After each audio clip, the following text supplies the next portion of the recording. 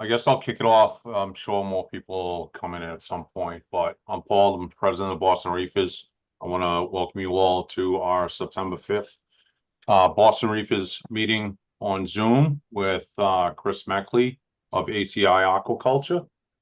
Chris is a passionate aquarist with extensive knowledge of coral reef aquarium habitats. He specializes and consults on commercial setups, long-term coral husbandry in captivity, as well as coral propagation and techniques. He has worked professionally in the aquarium industry for 28 years. Chris started his aquarium keeping journey at the age of 7 with freshwater tanks and eventually sold his captive bred African cichlids to his local fish store. Prior to engaging professionally in the saltwater aquarium hobby industry, he worked for one of the largest freshwater fish farms in Florida, where he set up a new holding facility and managed the stocking, sales, and shipping for the local client base. Since 2007, he has owned and operated ACI Aquaculture, a state-certified wholesale aquaculture facility in Plant City, Florida, with his wife, Amanda. They both have over 25 years experience in reef keeping. Their wholesale facility is equipped with 9 large holding systems equivalent to approximately 20,000 gallons. What, baby? The security around Donald Trump, and it's including the cold. It's making. Can somebody mute the audio? I got him. Thanks. Sorry about that. The remaining 4 systems, or 5 systems, are dedicated to wild coral and mariculture coral imports. The remaining 4 systems are strictly dedicated to coral cultivation and house a large variety of SPS, LPS, and soft coral species. ACI Aquaculture partners exclusively with public aquariums, wholesale distributors, and stores across the country, where their focus is providing healthy, quality livestock to the customers. Chris has collaborated with various industry professionals over the years. He has made numerous educational videos and has been a guest speaker on many live streams, podcasts, and local reef clubs across the country. In addition, he has hosted educational tours at his facility for government officials, as well as interns from the University of Florida Veterinary and Tropical Aquaculture Lab. So with that, I'd like to thank you again, Chris, and I'll turn it over to you to start on in. Well, thanks for having me on. Sure. So, I mean, we can talk about anything, I've talked about chasing pH for years now. We can talk about that if people have questions about it. I have no problems with, helping people get it dialed in. Basically Kalkwasser and calcium reactor is how we go about doing things. In a lot of cases, with hobbyists, they don't even need to use the calcium reactor unless they have a very well stocked SPS tank that's demanding a lot of alkalinity consumption and calcium consumption. Most tanks that are LPS and softies with some SPS. In some cases, if it's just a medium or lowly or a medium stock or low stock system, Kalkwasser can be very beneficial to get things moving and growing. But I think the biggest concern that people have had, over the last 4 years of me talking about it is their calcium rises. Of course, everybody gets concerned about their alkalinity going up, but I always just say, look at your corals. What are your corals telling you? Your corals will tell you everything you need to know. A number doesn't mean anything unless your corals are telling you that they're unhappy. And still to this day, one of our systems runs at a 13.60 kH, and calcium's right around 450. Doesn't really steer away from that. Then every single other system that we have, the calcium reactors are running. Actually, that system, the first system I talked about, doesn't even have any other dosing other than Kalkwasser, and the other hydroxides that we won't mention. The alkalinity, for me in the beginning was a big, head explosion, but after just observing the corals, and that's one of the things that Chris Wood from Captivate always instilled into me. He's always been there to guide me through what my head's telling me and make me really think about the reality and the logic behind it all. And it's like I try to tell everybody, your system your corals will tell you everything you need to know. I mean, you know, if your numbers are dialed in according to what, you know, the status quo is in the industry, and then you start doing the Kalkwasser method and your corals look better, don't question the numbers, because the corals are happy, obviously. And I don't think I've had a single case where, you know, somebody had a DKH that rose to 13.6, 13.8, and they told me that their corals didn't look good. They didn't look amazing, actually.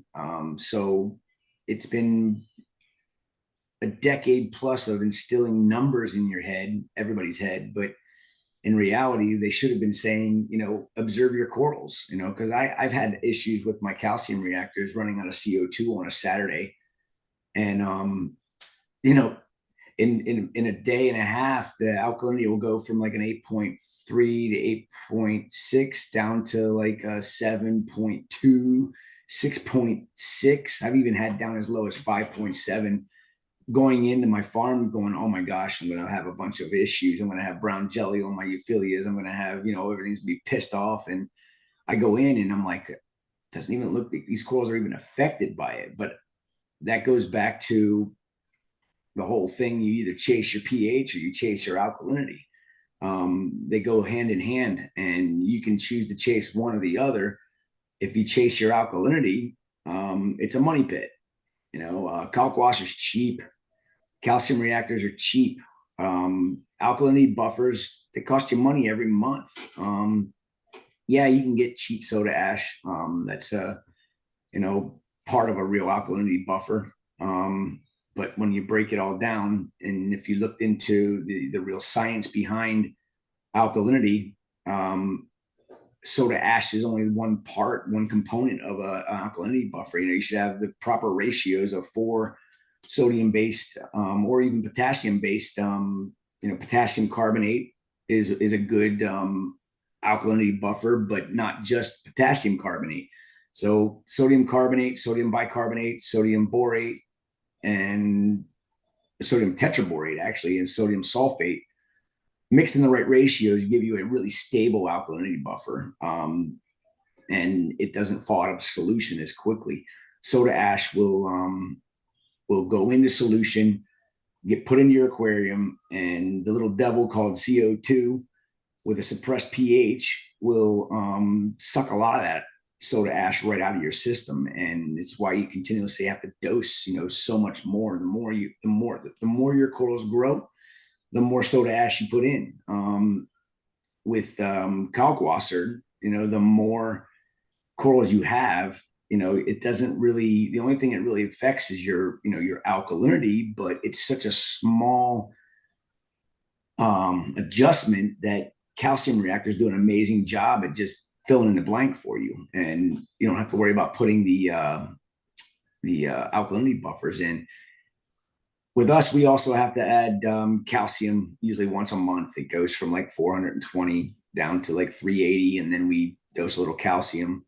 Magnesium is, you know, usually a once a month deal where it'll drop like 50 points over that month, and we'll bump it back up to where we like to keep it, like 1350, 1400. So, I mean, there's some basics, you know, on what we do, and the amount of cash that we've saved in the last 4 years is, I mean, some people could buy a really decent house with that kind of money.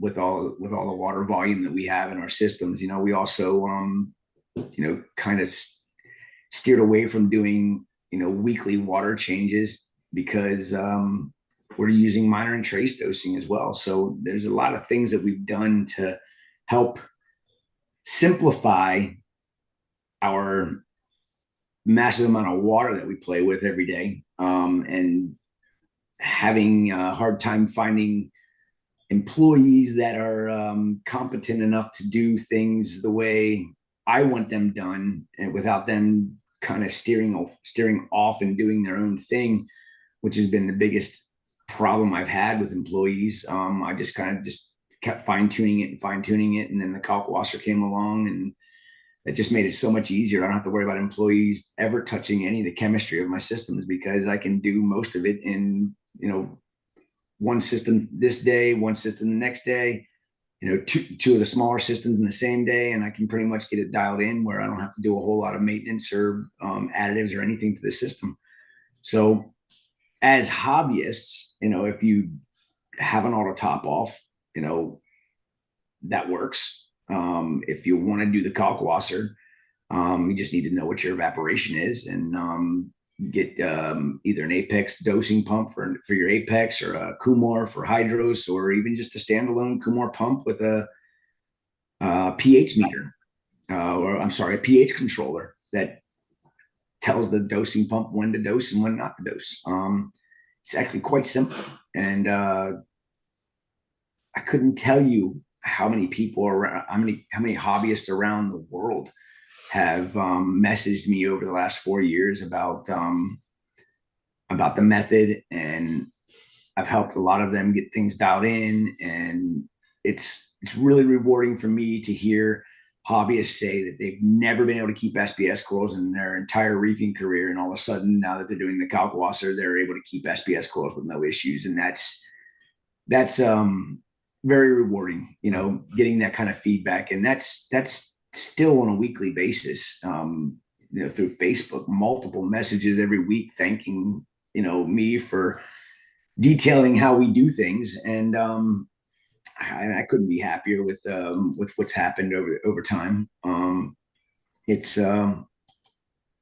rewarding. Whoa, I just lost you guys. I still You still see me? All right. Still see you, so good. I have no idea where the there it goes. technology, Chris. I have 75 windows open myself here. I Hey, am Chris. technologically retarded. Let's put it that way. It's all good, man. I am no good with technology. I am so slow with it all. It's that's why it was a hard thing for me to actually, when Terrence Fugazi got me hooked up with my Apexes for the first time, I just didn't want to relinquish the control to a piece of equipment, and I get it. now I have to say I am the control of the control. So I put so many different fail safes in just because I get so worried about it. But I'd love to hear if anybody has any questions, about the method, and if there's any other questions about anything other than Kalkwasser. Want me to get this one, Paul? Yeah, you can handle it. Sure. All right, we got one question from Doug Murray. He's questioning about two-part. So your method always talks primarily about using a calcium reactor. Would this method be the same with two-part? In most cases with two-part, the biggest concern that I have with the two-part is what is for one, you're going to get most of your calcium from the Kalkwasser, calcium hydroxide. You're going to get the majority of your alkalinity value from calcium hydroxide as well. Alkalinity is created in the system when the hydroxides go in and basically neutralize the CO2 in your system, creates carbonates. And then the calcium value you get from Kalkwasser, like I was saying a little while ago, it depends on the demand of your system. If your system has a super high demand for calcium and alkalinity, you'll probably have a little bit of an adjustment period in the very beginning where your alkalinity just rises and your calcium rises. And then once things balance, you'll notice that your alkalinity starts to fall, and you'll also notice that your calcium slowly falls. So you can still keep a two-part dosing going on the system. And if you have a Trident or the new Maven or other means for testing your, automatic, calcium testing, alkalinity testing is pretty common. You can get, through GHL.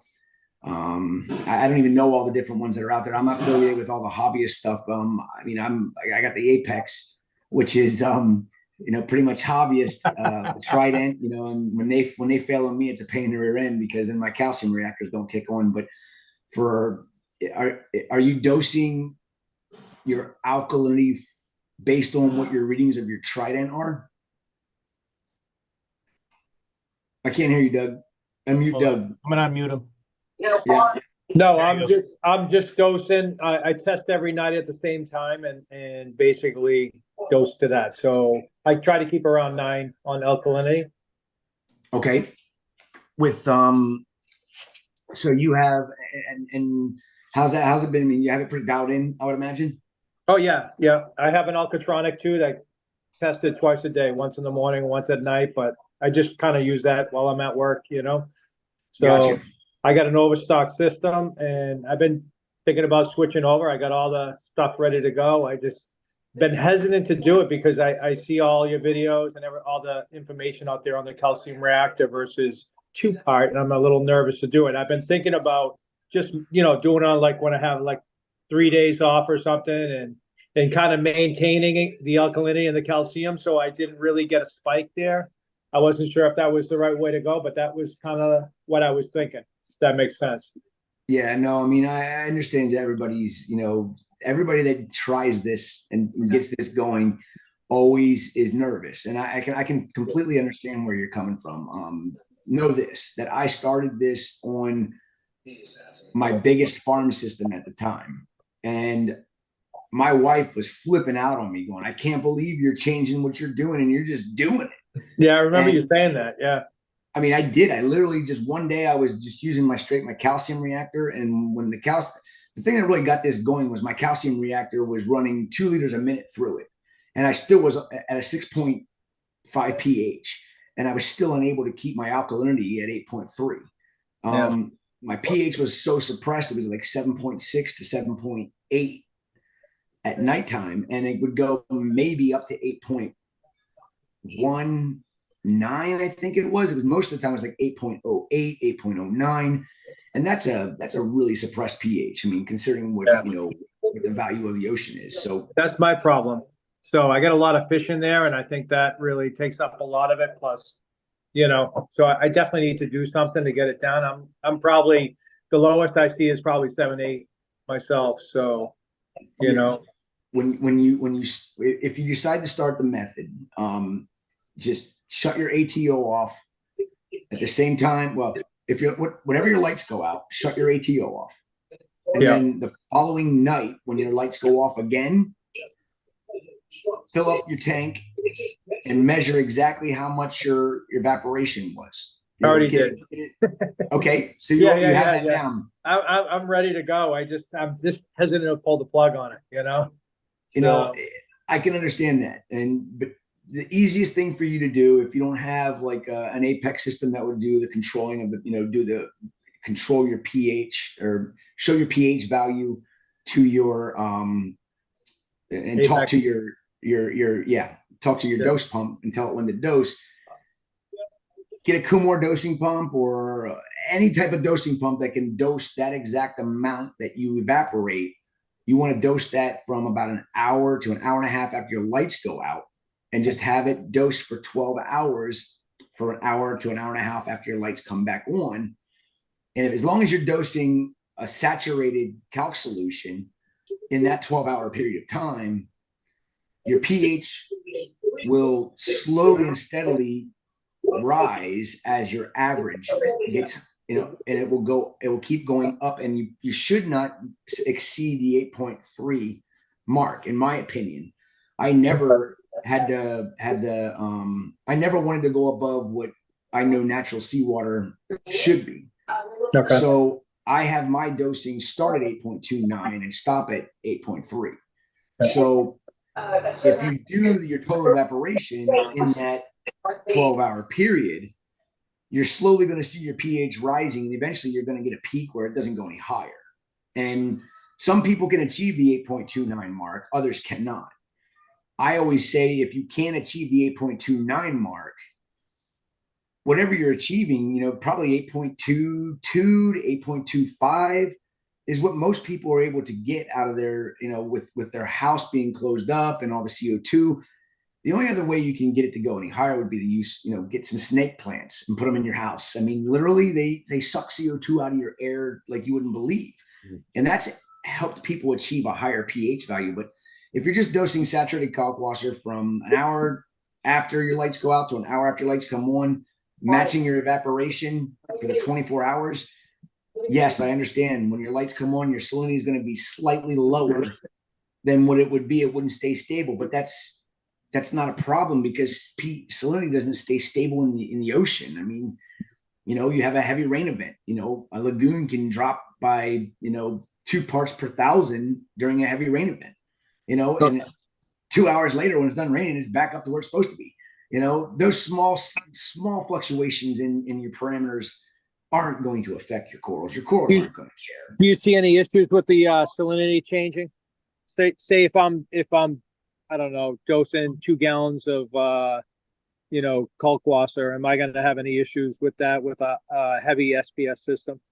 No, not at all. I mean, you got to think my biggest system is 4,500 gallons, and it will dose in the wintertime, it'll dose 25 gallons of Kalkwasser overnight, because that's about what the evaporation is. And so if a 12-hour period, the evaporation is 12.5 gallons, in 4,500 gallons, if it's dosing the extra 12.5 gallons, the amount of salinity fluctuation is minuscule. It's nothing.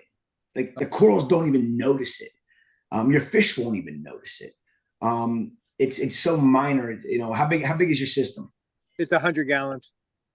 Okay, so how many gallons are you evaporating? 2 gallons? Probably about a gallon and a half to 2 gallons, depending on the season. So it makes sense. Yeah. Like in the summertime, for me, I'm only that big system's only what am I dosing?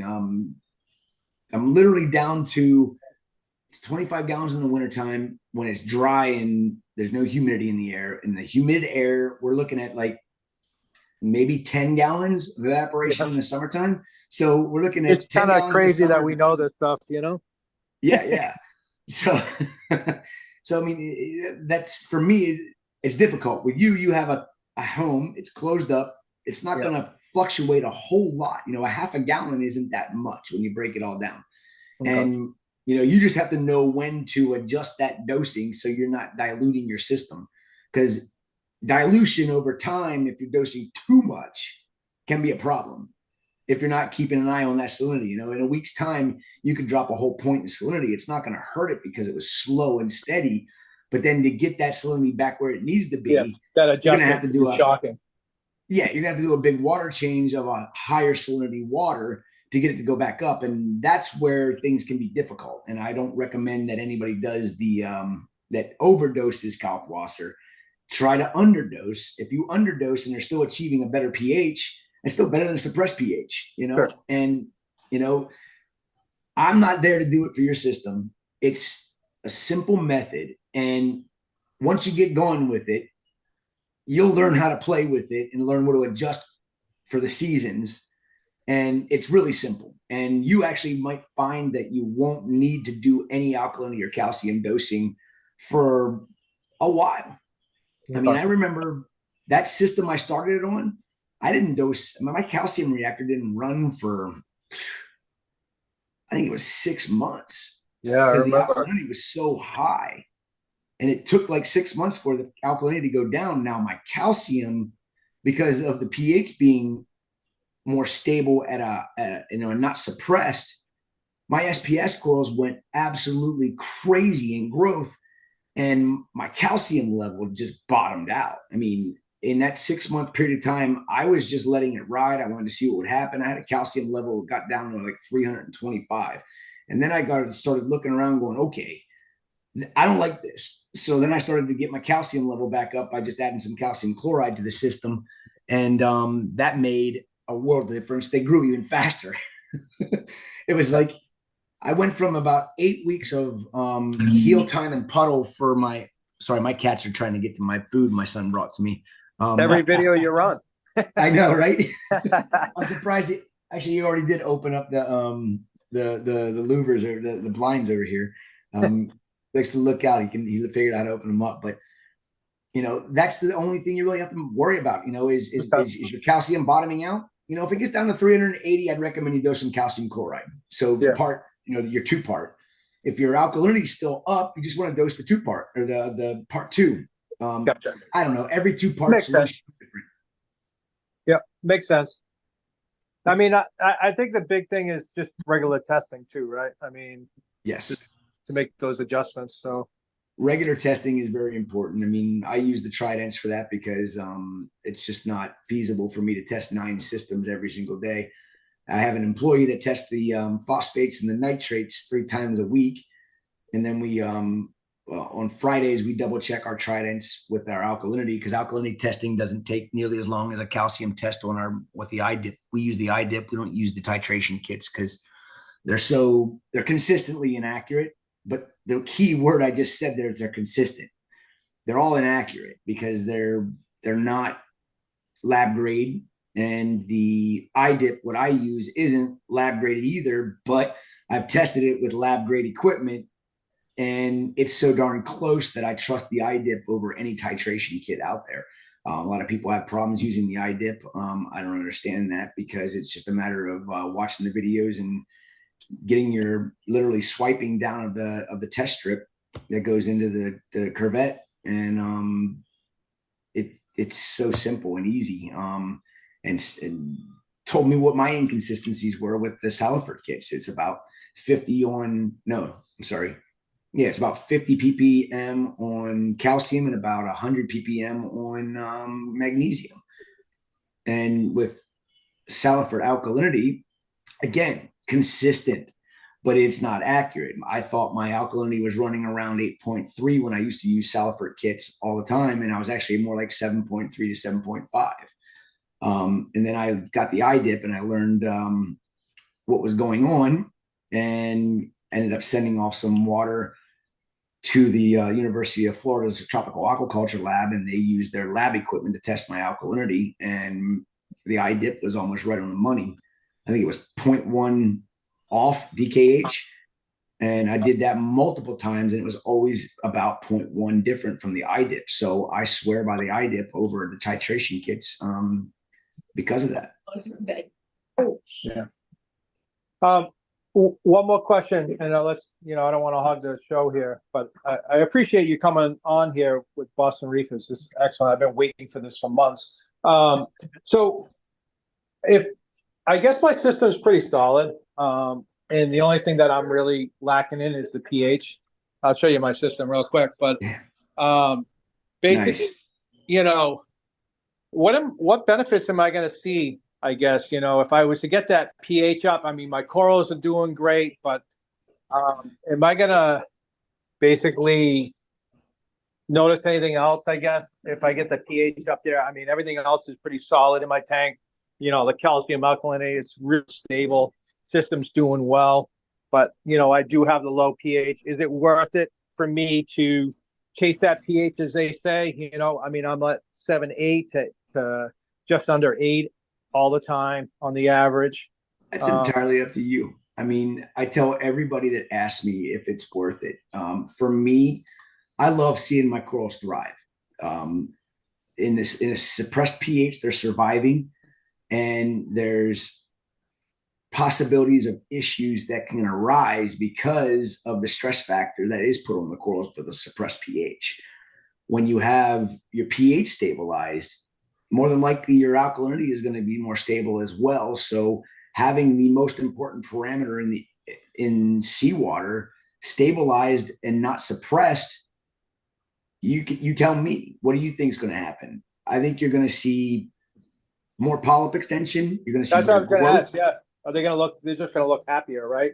You're going to Health-wise? see a difference. You'll see a difference in the first. I mean, I've had people say they saw a difference the first 24 to 48 hours. That they can see that their corals were happier, especially the LPS corals, when they realize that their LPS should be even more inflated than what they already are. Yeah. And then they see them looking like a complete balloon and jiggling in the flow, and like Trachyphilias. I mean, I've seen Trachyphilias come in from the wild that are blown up like balloons. It's just pre-Kalkwasser dosing. Blown up like balloons, and then slowly just kind of go with like halfway from being closed to what they first looked like. And I'm always like, what is reasoning by this? And now that I have the pH stabilized at 8.29, they don't skip a beat. I mean, if there's something wrong with the coral, they don't open up right away anyhow. Yeah. And well, it's funny you say that, because I do notice that. Like, I noticed that over the last year here, that they're not opening up all the way, and not like when I first got them. So I'm thinking that the pH has a big difference because everything else is spot on. So I'm It definitely is gonna go in and do it. So awesome. I'm looking forward to it, you know? Well, if we're not friends on Facebook already, just message me on Messenger. If you have any questions, need any help, I'm happy to help anybody that has any questions out. I mean, I might not get to you right away, but I always answer every message that gets sent my way to if somebody has questions and concerns. Awesome. I appreciate it. Thank you very Nope. much. Somebody else jump on there, but you've helped me out. So thank you. No problem, Doug. Thank you. All right, so it looks like we got one more question here in regards to calc.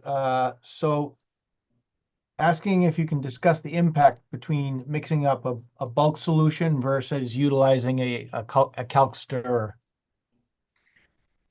You know, I was really against calc stirrers in the beginning because it ends up you get complacent with that.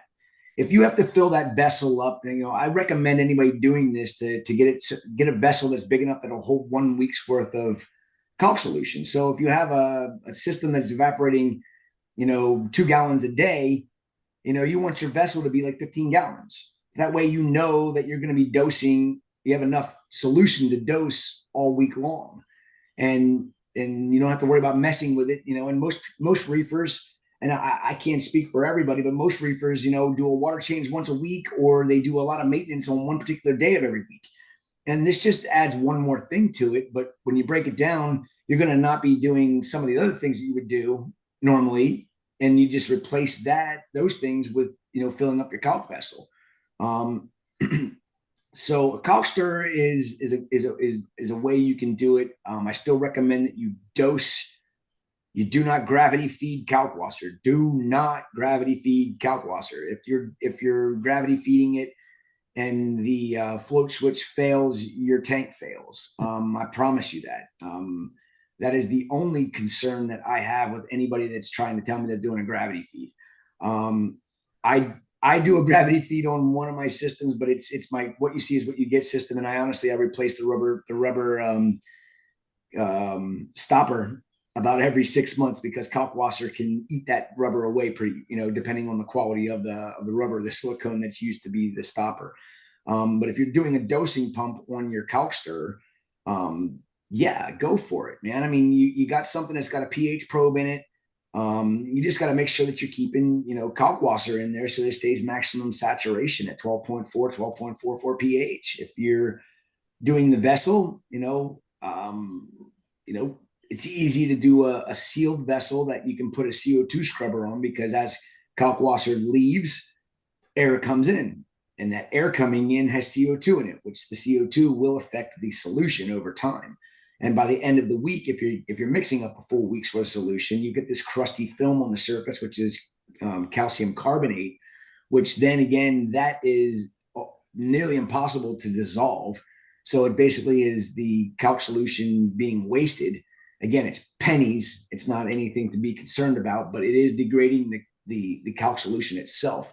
So the pH of that calc solution might go from 12.44 when you mixed it, say it's a Sunday, and by Friday, it might be at 12.35. Well, that is a massive difference. That's over 100 times less potent. Wait a minute, I'm sorry. Every 0.1 is 10 times. So if you're at 12.3, and you're supposed to be at 12.4, you're 10 times less potent than you are at 12.4. So that means you're adding that much more solution to achieve your goal because pH scale is logarithmic. It's not like we do with alkalinity. A 0.1 swing is literally nothing. A 0.5 swing is literally nothing. A 1 point swing, you know, I say it's nothing because I've seen it. And, you know, I have my alkalinity when my calcium reactor kicks on. Well, you know, it'll swing, 1.5 in a 24-hour period of time. My pH is stabilized. That fluctuation means absolutely nothing, when you have a stabilized pH. So you can use a calc stirrer, just dose it, with a Kumor dosing pump, an Apex dose, or, I don't even know all the different types of dosing pumps that are out there. If you got a good quality dosing pump that can dose the amount that you need to dose, use it. It's going to work fine. And just program it to do it from, an hour after your lights go out to an hour after lights come on. Or do it by pH like I do with the Apex. And then, you program it with the programming that's all over the internet now. There's multiple videos that have, the pH codes that or pH rules that you put into the Apex to control your dosing. There's a lot of ways you can do it, and you don't have to do it exactly my way. I've learned that over the years that there's people doing it that informed me of different ways that they're doing it, and they're having the same success. And I'm like, hey, great. I love it when people think outside the box. That's what this is all about. This is all about fine tuning your tank to how you do things. I mean, I can give you the guidelines. If you do it some way a little bit different and it still works and you achieving the same ultimate goal, then run with it, do it. It doesn't have to be exactly the way I do it. I mean, there's a lot of ways to do things. I just give you the best way I've learned to do it. And I have one system that I'm just using, a dosing pump by Kumar. And it is hooked up to my Hydros. I have been slowly changing over to Hydros on one of the systems because a lot of reasons. I won't get into them. But I want to learn both control systems because I think the Hydros has, for my application, a better built product because it's sealed. It's built like a brick shit house. I mean, the amount of sealing that goes on into there compared to what I've seen with the Apexes, and I'm fortunate that my Apex has been going now in the environment that we are, where it's 30 degrees in the wintertime at the coldest nights, had 28 last year, the one time, and 100 to 105 with a heat index in the summertime and humidity of 60, 70, 80%. And these Apexes, I'm pretty impressed. They've been handling it without having any kind of sealed up in box that they're in like the Hydros does. So I mean, been very fortunate. But again, back to sorry, I digressed. But yeah, definitely use a caulk stirrer if you have one. Just don't get complacent and monitor that pH on that thing, and you'll get an idea if you add the same amount of Kalkwasser every time you add it to the stirrer. You should be able to gauge exactly when and how many days go by before you have to add more Kalkwasser to that stirrer to keep that pH at 12.4 to 12.44 pH. Again, if your home is above 80 degrees, you're not going to be able to achieve the pH value of 12.4. You're probably going to be more like 12.3 to 3.8 maybe. And again, the Kalkwasser that going in there, that means a lot as well. So don't just use straight pickling lime you buy at the grocery store. Trust me, you will have major problems over time. It's not going to be a problem. You're going to achieve your 12.4, your 12.44, but penny pinching on that is going to cause you much heartache and monetary loss and animal loss down the road, because pickling lime that we use for, food grade stuff, it's not horrible, but there's too much aluminum in it, in my opinion. And that is one of the only downfalls to using Kalkwasser, is there is aluminum in all Kalkwasser. But the grade that you're using can determine a lot. Aluminum is important to be in your system. Algae and a lot of other things will use it. But if your aluminum level creeps up too high, it can become toxic, and using cheap grade Kalkwasser will do just that for you. And that's what I mean. It's like a ticking time bomb. It might take a year. It might take 2 years. It might even take longer than that. But mark my words, you're going to get an elevated aluminum level to the point where you're going to have to do a massive water change. And when aluminum toxicity hits your corals, it can, the coral might not ever rebound from it. And that's one of the things that I need to make sure I get out there more. I use Captivate Reef Blueprint Kalkwasser because I know Chris Wood personally. He's a really good friend of mine. And I know that the certificate for every batch of Kalkwasser that he purchases, it tells you exactly what the impurities are in it. And the aluminum level is very minor compared to other Kalkwassers that are on the market. I know, Two Little Fishies calc was always really good. I think Sea Chems was really good. ESVs was really good. And then I won't get into any of the other ones. Oh, come on. How about bulk reef? I got no problem saying something about that. That is like the last Kalkwasser that I would put in my system. Well, that's good to know. I mean, because it's out there. It is out there, and it's, Kalkwasser is really cheap. If you buy cheap grade, higher grade Kalkwasser means it was more refined. And, reefers are normally, I'm not saying anything negative about us reefers, but we're cheap asses. Cheap asses. We want to spend the money on our damn coral. We don't want to spend the money on the additives. And I look at that and I go, why? I've learned the hard way so many times using cheap additives, way before my professional career started in reefing. And,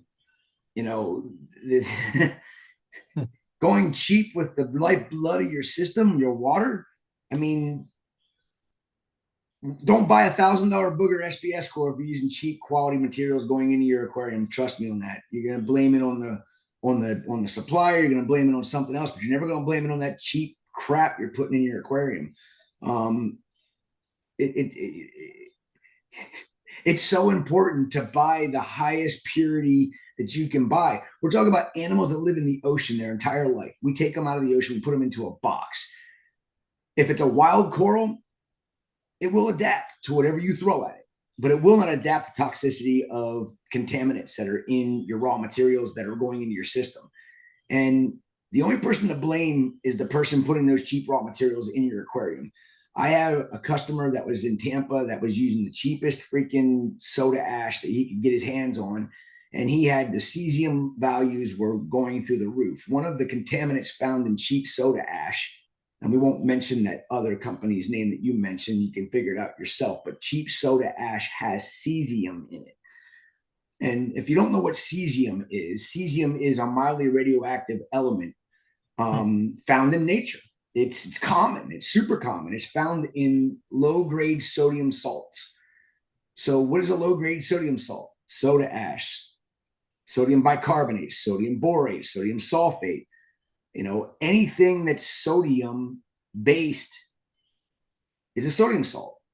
Sodium chloride. One of the worst things that you can have is cheap sodium chloride going into your system because it's usually got cesium in it. I use high purity sodium chloride, and then Chris makes me all of the a premix that goes with the sodium chloride, and I use his salt that way because if I was to have him, mix my, do my salt blend and send it down to me, it gets to be very expensive. Shipping salt to him, shipping salt to me. I ship it from the source to me, and then the raw materials come to me. So cesium is also a byproduct of nuclear fission. And it's actually very similar to on the molecular weight of potassium. So a lot of times if your cesium values are high in your system and the ICP company you're using to test it doesn't test for cesium, it could cause an imbalanced reading of your potassium values. Luckily, I use Reef Labs, and Gene, being a physicist, understands all of that, and he would make sure that cesium was one of the elements that is used that he tests for. And I'm digressing, I don't mean to, but I'm trying to paint the picture of what happened to my customer in Tampa. For 7 years, 8 years, his main SBS display tank every 6 to 8 months would crash, and he could never figure out why. And he always used to think somebody was sabotaging his system. 2 2 times he did have a sabotage tank where there was copper dumped into his aquarium, and the ICP test came back with like 50,000% more copper than was supposed to be in his tank. The only thing that lived in his tank, coral wise, was the Blue Ridge coral, and he couldn't figure that out. And I was like, well, Blue Ridge coral utilizes copper in its skeleton, utilizes a lot of other metals in its skeleton, and that's why it is blue when it dies. So Blue Ridge coral, everybody knows, nobody likes it because it's brown. He's little white fuzzies on it. It looks pretty cool. I love Blue Ridge coral just because it's. I have it in all my systems, just because if something were to happen to my systems, and I do allow people to come into my facility.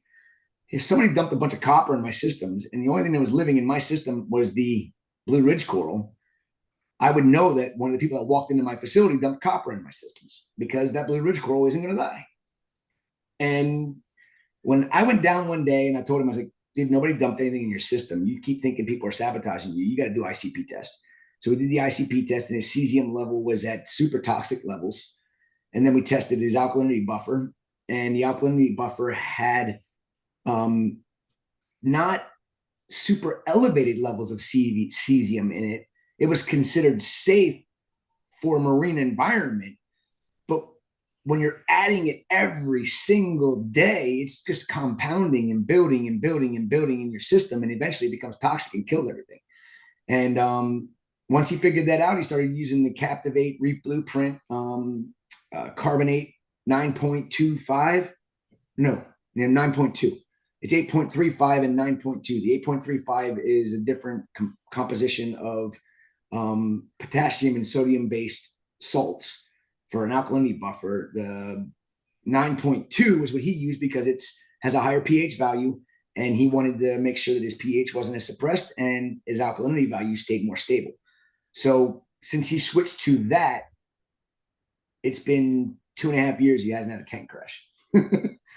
And that was from using a very inexpensive soda ash for his alkalinity buffer. So, it makes me sad to think that, there's companies that are profiting off of raw materials that are cheap, that they should be researching more and doing more homework and buying the higher grade raw materials. I mean, when you can buy a 60-pound sack of soda ash for 30 to 50 bucks, and then they turn around and package it up and sell 500 grams for $19.99, I think there's enough profit margin in it for them to buy the top grade that they can buy. AES is the top grade. That's the pure as you can get. That's not really affordable for anybody to do. But USP, top grade USP grade, has very minimal amounts of impurities in it. And, instead of being 30 bucks, it's 80 bucks. Well, 80 bucks, 500 grams, 20 bucks. I think there's a profit margin in there for everybody, and that's what makes me sad about the whole additive market in this industry. And ever since I've been talking about it, the majority of the problems that I was seeing in almost every one of the companies that I was testing, I don't know if it's because of my big mouth, but I didn't mention companies by name, but I'm sure that it was under their radar to go and do a test on the raw materials, because I think the majority of those issues have since gone away. And if that was because of me, that makes me happy. I haven't done any testing on any of these raw materials from any of the other companies in probably 2.5 years, but I sure as hell wasn't quiet about it for at least 2.5 years. So that's, if I did a little part to help corals live and companies make a little tiny bit less profit, plenty for them though, then the animals are thanking me for it to this day. Yep, we know there's a lot of snake oil out there right now. More than anybody can even possibly imagine. And it's really sad. It is. Hey, we got another question on YouTube. It's on a whole other side of the world here. This is from Alex C on YouTube. He said he got your ACI chameleon frag. It has been puddling. Any tips on how to stab the coral to make it branch? How big, how deep of holes do you make? Any tips to get those crazy colors? Okay, well, I only launched the chameleon. Everything about maybe- stabbing coral makes me cringe. I do it more than you think. I would say that I can't remember. I launched the chameleon, I think, in maybe June, or maybe it was in May.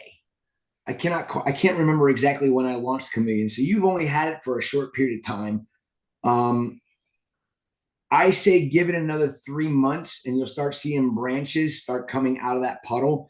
If you don't, then just take a screwdriver, like Jake said. You know, he was laughing. He was laughing so hard when he came over here, and I told him that story. Just basically, I mean, I was like mad at this coral, so I just held it in my hand and I went smashed on it like 40 times, I swear, and it didn't hurt the coral. It just started growing coral lights and axial tips. So you don't have to go crazy like I did. Just actually stick the screwdriver down on the coral and just twist it. Press down and twist, press down and twist. And that'll damage the coral. It won't kill the coral. And then what will happen is as it heals back over, just like when you bust a frag off of a coral, you got the exposed skeleton there, the coral will heal back over top of that and an axial coral light will start. That's exactly what's going to happen where you gouge the coral and disrupt the tissue. I wouldn't do it close to the edge. I would do it kind of more in like halfway in between where the original frag was and the edge of the puddle, and give it 2 weeks and you'll start seeing not even that. I mean, hell, if you're doing Kalkwasser, your pH isn't suppressed, in 3 or 4 days, you'll see that it healed over. And in 1 week, you'll start seeing an axial coral light start being produced. So, at least that's what I experience. I mean, every time I do frag to order on all my acros now, and every time I break a frag, I go back in 4 or 5 days, and it's not white anymore. The color of the growth tips is what the broken area looks like. So that's one of the things you're going to see if you do the Kalkwasser and you get your pH up. It'll blow your mind. I mean, it went from 8 weeks of puddle time or of heel time and puddling to about 5.5 weeks before I was able to sell acros before I did started doing the frag to order stuff. And there's a lot of reasons why I went to frag to order. We can get into that if somebody has a question about it. What we got a couple of newbies in here and asking, if they thought about going that road, what would you recommend to them? Newbies for the caulk method? For caulk, yeah. I mean, obviously their consumption's really probably not that high if they're that newbie, but yeah, everybody wants instant gratification in this hobby now. Yeah, this is true. But I mean, new hobbyists need to learn the basics before they go into something like this. I mean, I've helped so many newbies do it because they just wanted to, because they already had a lot of money in their tank and they were sort of failing at keeping corals alive. And you should learn alkalinity consumption by doing your own testing. You should learn your calcium consumption by doing your own testing. And in the beginning, and I'd say the first year, if you don't have a big bio load in the system after that first year is up, you might want to wait another 6 months to a year before you start playing around with Kalkwasser. But it isn't something that is out of the reach for a new hobbyist to do. But I would say if you're going to do it slow. Don't do your total evaporation to start. Dose, half of your evaporation. So say in a new tank, say it's 100 gallons and you got like Doug has, it's a gallon and a half to 2 gallons. So if it's 2 gallons, you dose a gallon worth of that evaporation only at nighttime and let your auto top off take care of either for the other gallon the rest of the day. And honestly, just watch your alkalinity and watch your calcium levels. And more than likely, you're not going to have to do any dosing of anything else because the Kalkwasser is going to take care of it for you. it's calc is really an amazing thing, and it's a forgotten thing, and it's because there's no money in it. I mean, back 25 years ago when Kalkwasser was a really staple thing in calcium reactors, and then the 2000s came and you had a chemist come across and do this, soda ash, bake your baking soda in the oven and make your own two-part. I remember those days. I did it. I steered away from doing that because that was just a pain in the ass. Sorry, it really was. I mean, I just started buying a good alkalinity buffer. As a matter of fact, that's right about the time I met Chris Wood and started working with him with the Brightwell stuff when he owned Brightwell Aquatics. And so Kalkwasser was what everybody did many, many, many, many years ago, and I just fine-tuned how we wanted to do it, and now it seems to be an amazing method that a lot of reefers are doing, and they're thanking me for it. And I didn't really do anything other than just fine-tune a way to actually put it in your tank versus everybody doing a drip method like it used to be. And Mark Levinson bought a 5 kilogram box of Kalkwasser from me 2 years ago after I had to talk with him about Kalkwasser, and he still hasn't done it because he had a 5-gallon container of Kalkwasser dump into his 500-gallon reef tank and wiped it out one time. So he's scared to use it, which I don't blame him. I mean, if I had that kind of issue, I would be afraid to use it as well. It's just as a newbie, start using it, but use it slow. Mix up, half of your evaporation and dose it with a dosing pump over a 12-hour period. And if you want to go really conservative, do a quarter of the amount of your evaporation in Kalkwasser and just have that dose overnight. You're going to notice that your pH will not be suppressed as bad, but it still will be suppressed, but it'll still also give you alkalinity value. It'll also give you calcium. So using a 2-part solution probably isn't going to be necessary, especially if the tank is very young. So I would say if you're a newbie, just slow and steady, and as you learn how your tank reacts to the amount of Kalkwasser going in with a small amount, bump it up, play with it, learn how to do things by observing your corals. Numbers mean absolutely nothing if your corals don't tell you they're happy. I mean, I had so many people that would tell me that their corals look really good, but their alkalinity was at 8.2, and their calcium was at 480, and their magnesium was at, okay, well, show me a picture of your corals. Well, your polyp extension is very low, so your calcium level is way too high. Personally, natural seawater is at 380, 390.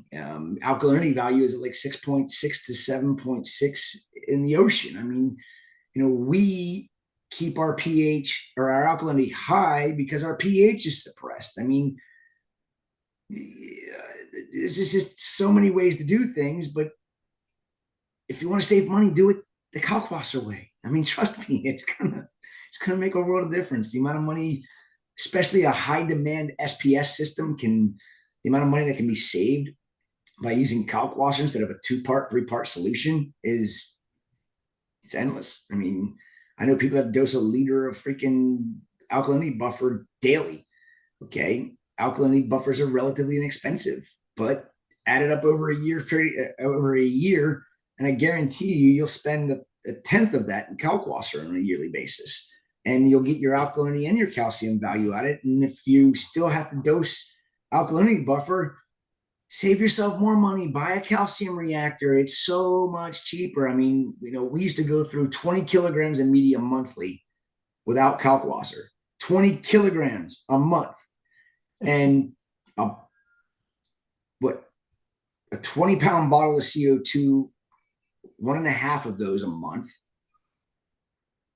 And now we go through 20 kilograms in 2 years and a bottle of CO2 every 6 to 8 months. The savings just alone, I mean, 2 little fishes reborn for me, and I've known Julian for many, many years. I get it for my places, store use basically. it's still, not cheap to buy 20 kilograms of that media, especially after all the leaps and bounds that man's got to go through to get good quality media to be imported.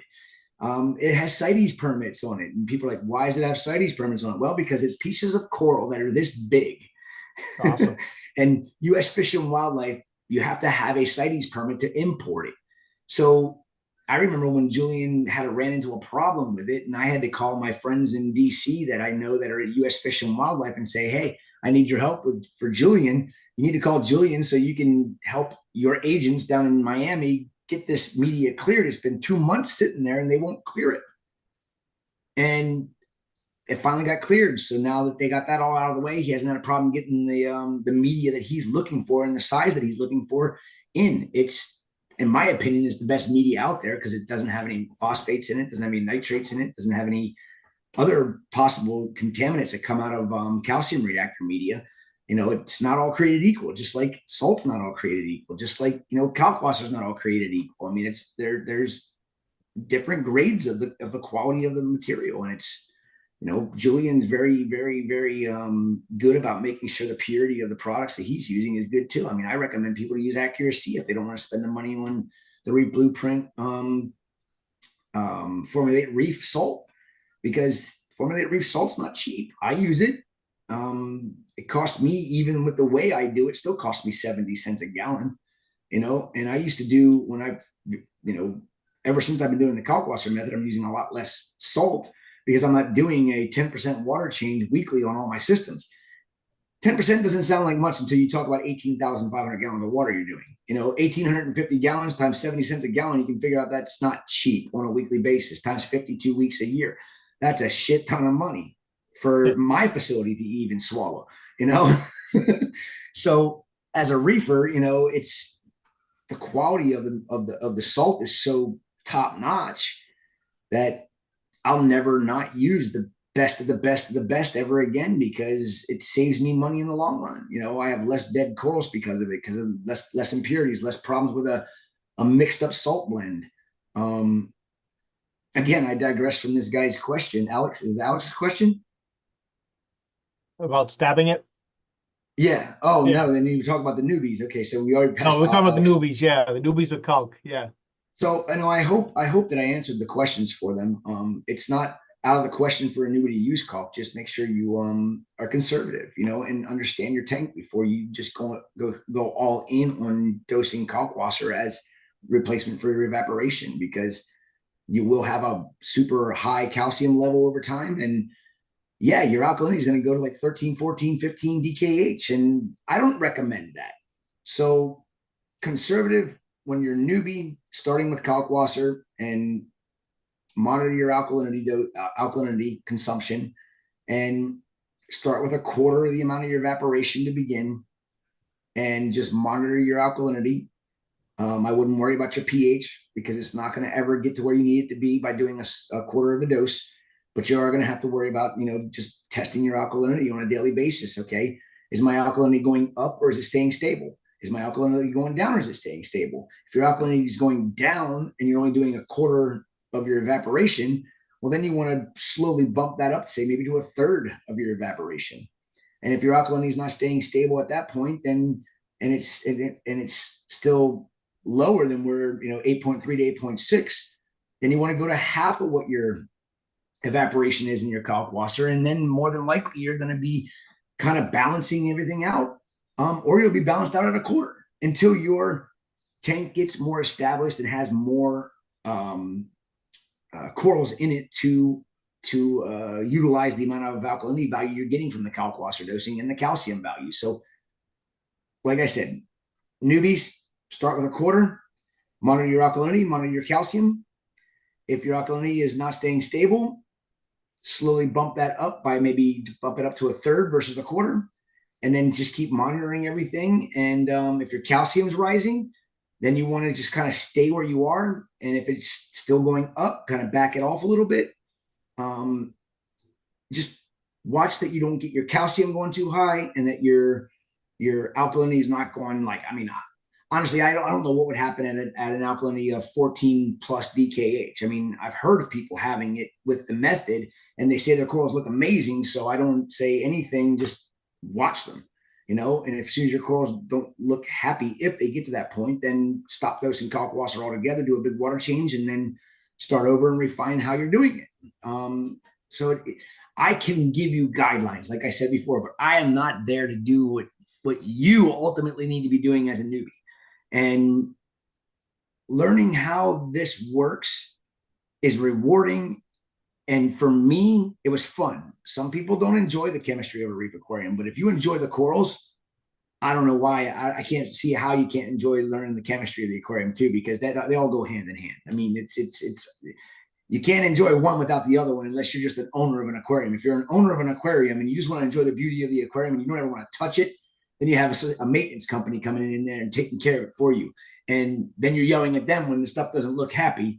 And that's a different ballgame. But if you're a hobbyist and you have an aquarium and you're maintaining it all yourself, learn everything and every aspect about your system and you will be successful. Don't have people tell you what to do. Learn it yourself. Have them give you a guideline to go by, like I'm doing. But again, I'm not observing your tank every day. You are. And if you know what the coral is supposed to look like and it don't look like that, something's not right. It's easy for you to send a photo off to me or to anybody that say, hey, does this thing look right? If it doesn't look right, most reefers that know what they're doing are going to tell you it doesn't look right. Something's wrong, and you're going to have to reevaluate what you're doing. And then I'm happy to help. So shoot me a message. You know, again, like I said, I might not get back to you immediately, but I'll get back to you. I always respond to everybody's questions and everybody that asks me a question on through Facebook or wherever, because it's, you know, if I didn't put myself out, if I didn't want to help, I wouldn't put myself out there. And I just want to see people be able to keep these beautiful animals alive and thrive and not just survive. You know, that's the ultimate goal. Nice. So on a personal basis, so what's your favorite fish and your favorite coral? Man, you can't ask. I know the coral one's going to be rough. I go through these crazy addictions with corals. I got this fascination with pectinias and gonioporas. My all-time favorite coral, it's just the genus, is Acropora. I memean, when I was a hobbyist, when I lived in Pennsylvania 23 years ago, 22 years ago now, I always wanted acros and was never able to keep acros. And then when I, when I moved to Florida, that's when my real geekiness came about. And, but yeah, I have to say right now, it shifts about every 6 months. It shifts from what my favorite corals are. I had a infatuation with Bauer Bankies for a long time, but I guess if you really want to narrow it down, all-time favorite always will be Acroporas, because they all the different species pose their own challenges. Everybody loves Millies and Tenuous. You know what? They're my least favorite of the Acropora genus. I love the stuff that nobody likes. Like I love Acropora gemifera. Challenging corals, always been a challenging coral for me because they come from, very, very heavy wave action. And you cannot reproduce that amount of flow in an aquarium unless you have a dump bucket dumping water directly on top of the coral like a wave does to the coral in the ocean. And I can't make them high and dry at low tide unless I figure out how to make a tide tank, which would be badass. But yeah, that's You're working on maybe it. when I retire, have time to play with stuff like that. But Acroporas in general, I mean, I have one right now called Acropora pichoni. It was one of my holy grails that I never thought I'd ever possess. And luckily, Tim Kelly over in the Solomon found a colony in very shallow water on what he calls, and Jake Adams coined, Poopy Beach, because it was where all of the sewer treatment went into the ocean. And actually, it's where Jake Adams got a staph infection that kept him from even diving the entire trip he was in the Solomons, because he couldn't get in the water because of this staph infection that he got after he was diving at Poopy Beach. But the water was murky, and 40 feet of water, he found the Acropora piccioni. It literally, in a round shape, looks like when you see a snowflake or an ice crystal that they call a snowflake. It kind of reminds you of a snowflake in the way it grows. It's two-dimensional. It's not three-dimensional at all. It's perfectly flat, about as thick as a credit card. It's as brown as a turd and has bright neon green polyps. And the polyps are so small that most people think it's, when you zoom in on the polyps, it looks like a Monty. So yeah, it's pretty darn I'm pretty weird when it comes to the corals I really truly like. And again, I love Acropora millipora and Acropora tenuis, which is now Bifaria, Kentai, and tenuis, depending on which part of the world you are getting it collected in, since the reclassifications. But yeah, so Acropora has to be my top choice. Nice. What about fish? Oh man. I grew to hate most fish because I loved all the tangs for the longest time. And now I'm growing to hate tangs because I've got tangs that are, just 4 years old in my newest farm system, and they're like to eat corals like you wouldn't believe. Tangs that are supposed to not eat corals, don't trust them. They eat corals. I mean, I feed my damn fish 3 times a day, and they still devoured my torch corals. Zebrasomas, especially Zebrasoma scopus, yellow tangs, purple tangs, gem tangs, sailfin tangs, Desjardins tangs. They all would suck the noodles up like spaghetti. And I would lose torch corals left and right. And every single one of my systems has Zebrasomas in them. Then the big naso tangs, they don't eat the corals, but they like the, when they get to be about 18 inches long and they're in a 1,000-gallon tank, and you got frags in the rack that aren't locked in, and you startle them and they take a swim, the frags just kind of float and then they fall back down. And that happens more times than I care to talk about. But without the naso tangs in my aquarium, I don't know anybody that hasn't had a problem with bubble algae at some point in time, but I think bubble algae spores are airborne because I have no idea how it got into my newest They show up system. everywhere. Yeah, it's there. So it is what it is. But yeah. So do you have a system at home? No. You don't want to do it at home too? I have a spawning system that's kind of my baby that I play with at the farm. Actually, they're all my babies, but I'd go nuts if I had to take care of an aquarium at my house, dude. I literally would, because I work 7 days a week as it is, and that's the last thing I need to do is when I do have free time on Sundays and Saturdays. I don't work full days on Saturdays and Sundays, but I still have to work. And the last thing I want to do is play with an aquarium. I'd rather play, do something with my kids, or, get some stuff done around the house. It's a lifestyle. What we do is a lifestyle. It's not a job. It's not a business per se. It's a lifestyle. I mean, if you can't embrace the lifestyle because you're dealing with live animals like we do on the scale that we deal with them on, don't do it. Because something's going to be neglected, and more than likely it's going to be costing you a lot monetarily. You have to be able to jump at the 3 o'clock in the morning when an alarm goes off and says you got problems. You got to get your ass up and go. Right. So Look at Doug. Doug with another question. Any advice on a bleaching coral? Overdid it with par to an acro. Polyps are still extending, but it's lost its color. Put it in better par range, but it hasn't regained color. It's been 2 weeks. He's been feeding it weekly. it's going to take, what is it, an acro? Yes.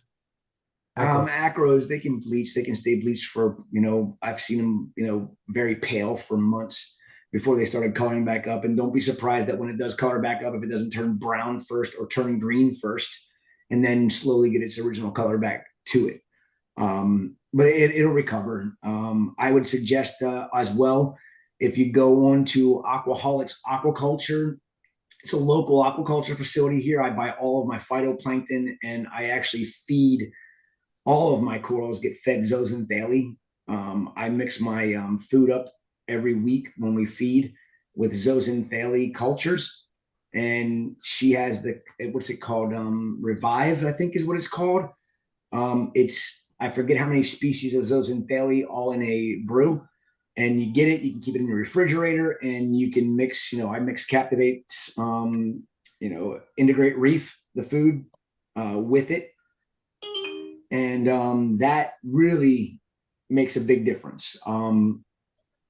It helps the coral possibly get the correct zooxanthellae back in its tissue.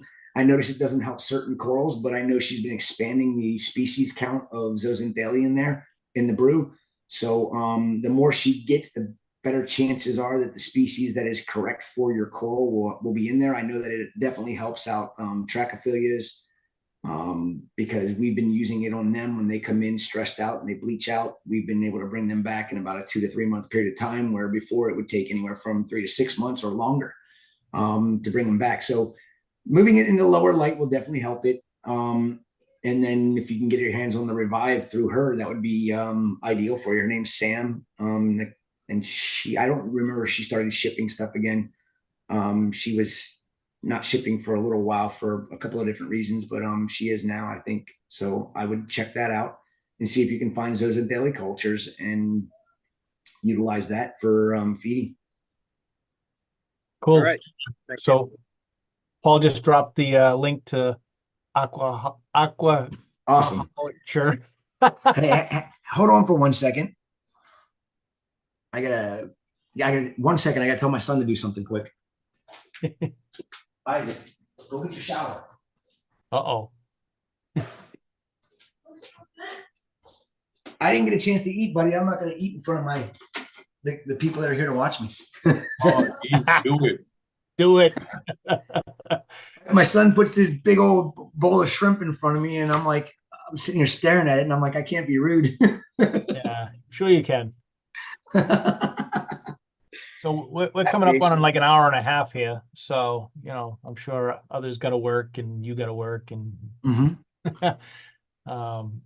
so Well, I think Paul's gonna do a raffle for this. Yes, no, yes. You can do the raffle, boss. Sorry, you drive that bus. Does anybody else have any questions quick? Because then I think I'm going to have to get rolling here to go take care of getting my little man to bed. I get it. I get it. I don't see anything on any platforms. So, you got to go eat your dinner, man, and tuck the kids in. Everybody says thank you very much. Yes, no problem. I'm glad. Appreciate you coming on. Looking forward. Appreciate you coming on. Looking forward to November. Yeah, me too. Last. We're gonna Paul's gonna reach out to you. Maybe we can just touch base end of the weekish, like Okay. Thursday, maybe 4ish. Sounds good. All right, he'll send it out. Thanks so much. Perfect. Thanks, No Chris. problem. Thanks for everybody that joined in. Thanks, Chris. Appreciate it. Hey, man, no problem, guys.